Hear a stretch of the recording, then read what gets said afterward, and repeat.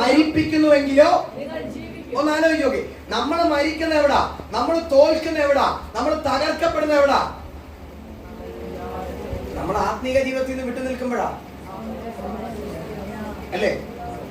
നിങ്ങളൊന്ന് ആലോചിച്ച്, ഈ യേശുവിനെ അറിയുന്നതിന് മുൻപ് നമ്മൾ എങ്ങനായിരുന്നു എന്ന് ചിന്തിച്ചു നോക്കിയാൽ.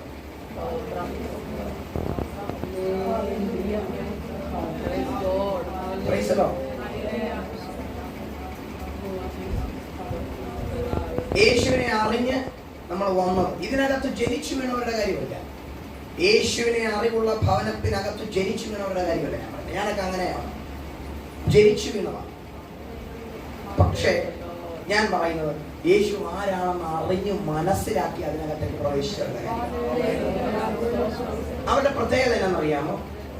അവര് ബുദ്ധിമണ്ഡലത്തിനകത്ത് അധികം വർക്കുകളില്ല.